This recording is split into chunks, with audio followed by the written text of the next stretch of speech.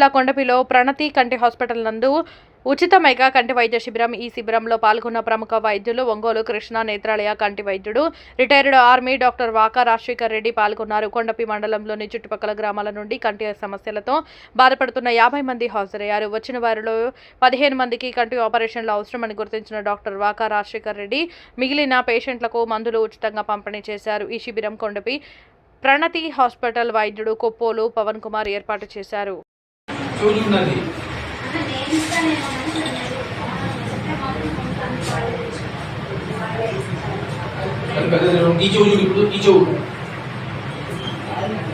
పైకి చూడమాక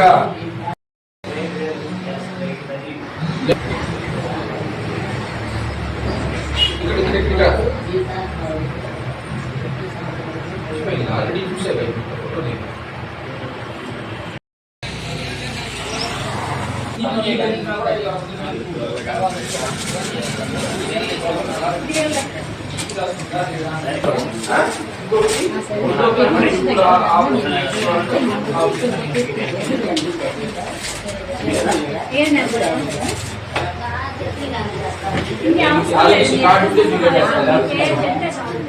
ఆరోగ్యశ్రీ కార్డు లేని వాళ్ళకి గవర్నమెంట్ ఆరోగ్యశ్రీ 7,000 ఇస్తుంది. 5,000 తీసుకుని చేస్తా. 7,000కి ఆపరేషన్ చేస్తా. లేని కార్డు లేని వాళ్ళకి అలాంటి మందులు వాడుకుంటా ఉండు.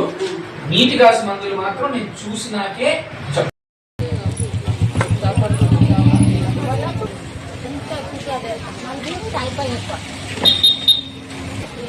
పోయింది.